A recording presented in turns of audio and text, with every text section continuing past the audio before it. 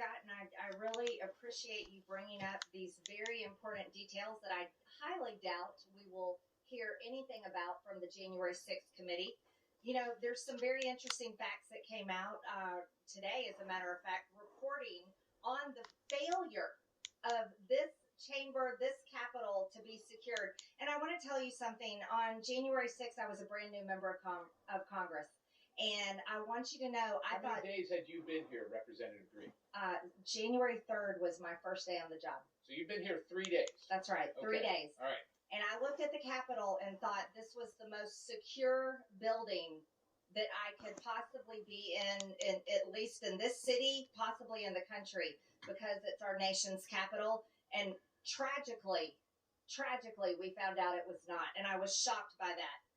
What amazes me is the overwhelming amount of evidence that the National Guard was requested to be here, and it was continuously turned down. And the biggest shocker to me is that there's three people that turned it down. It was Chuck Schumer in the Senate, Nancy Pelosi in the House, and Mayor Muriel Bowser. If I could interject for just a moment, who's in charge of security here in the House of Representatives? The Sergeant-at-Arms, and that would be employed Nancy by, Pelosi. Right. Nancy Pelosi. The Speaker. The Speaker of the House is the one in charge of the House Sergeant-at-Arms. And the House Sergeant-at-Arms and the Senate Sergeant-at-Arms turned down the request for the National Guard to keep all of us safe from the threats that they knew existed. Are we going to find out if they got ordered to do that by the Speaker or by the leader in the Senate? We're going to find that out tonight? No, we will not hear that from the January 6th committee that has spent millions of taxpayer dollars supposedly investigating January 6th. I highly doubt we will hear that. But I want you to know that when we take back majority, these will be the investigations that we take on. Now, I want you to know some other things that really bother me as we've spoken about the failure and absolutely purposeful refusal to protect this Capitol by Nancy Pelosi, the Speaker of the House, Chuck Schumer, and Mayor Muriel Bowser. These are the failures. They did it on purpose. There's other things I don't think we'll hear about tonight, and I want to remind everyone. Number one, we still do not know who the pipe bomber is. Who is the person? There are videos everywhere. It's all over the FBI website. But we don't hear that coming out consistently from the January 6th committee. You know what else we don't hear enough about? We do not understand what is happening to the over 800 people who have been arrested and charged for the events on January 6th. We don't know what is happening to them, and there are dozens of them right here in this city wasting away in the D.C. jail, being treated like political prisoners of war. And you know what?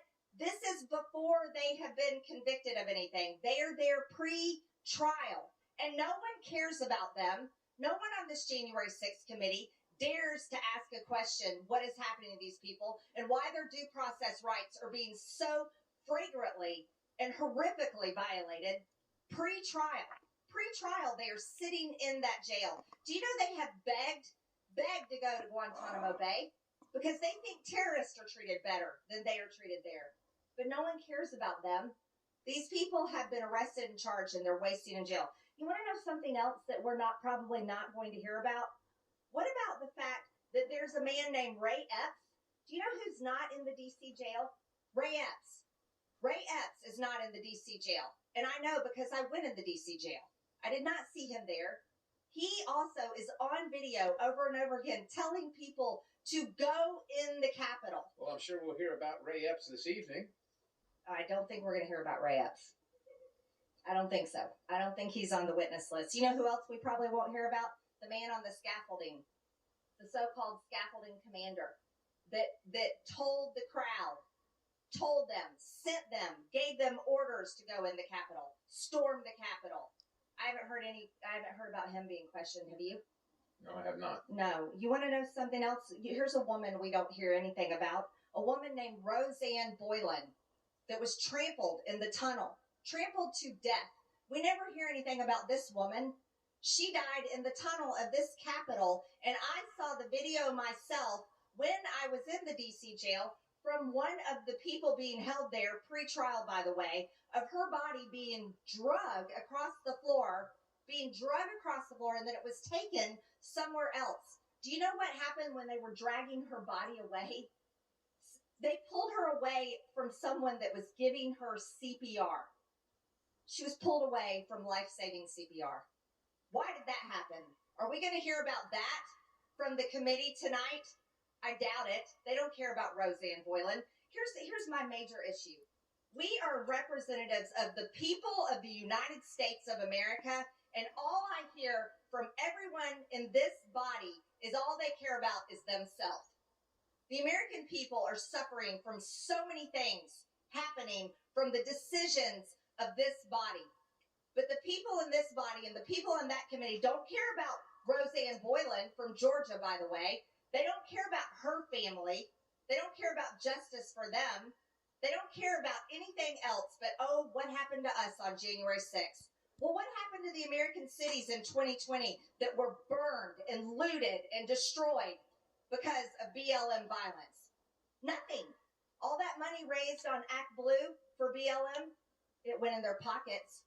No one paid to rebuild those communities. Not at all. You know what else we probably won't hear about? Is Michael Byrd, who shot and killed Ashley Babbitt right out there. We don't hear about his reckless record of guns, which is all we've talked about all weekend here. We aren't hearing about that. Why aren't we hearing about that record? Why? Why isn't he standing trial? He's not. He just gets to get away with it. Did you know, and it's on video, I bet you we won't see this video, but I've seen it and it's out there. Did you know Ashley Babbitt was trying to stop people from breaking in? That is on video. I watched it over and over. She was trying to stop people from breaking in, and then she was shot and killed. Yes, a lot happened on January 6th, and here's my question. You know what else? And the American taxpayers pay for this. There's surveillance cameras all over this building. If we really want to know the truth about January 6th, it's real easy. All we have to do is release the video footage, and everyone can see for themselves what exactly happened. And I think the American people deserve that, while they have to watch and go through this big cinematic production tonight and carrying on for weeks and weeks and weeks. And the American people pay for it, by the way. The American people deserve to see all the video surveillance, not just the little cut and pasted pieces that the January 6th committee is going to show tonight. And most of all, I want to finish with this. There is something terrible happening in this process, and it's called defamation of character. The 45th president of the United States' character is being defamed, and all of his staff and his family and all Republicans, everyone's reputation is being defamed as lies are being told about all of us and President Trump just for politics. And it makes me sick. It absolutely disgusts me. If we're supposed to represent the American people and we're supposed to do a good job and uphold this place with honor and keep its reputation good for the people we serve, then we should be truthful. But what's about to happen tonight is not going to be truthful. It's going to be a political narrative, and it's all for politics, and it is sickening. And with that, I'll yield back my time. Well, I thank the gentlelady, and like I said, if you've ever seen reality TV, you know it's just a couple episodes. It's not really reality. Now, I don't know how many of these are going to go through this evening. We just have a couple minutes remaining.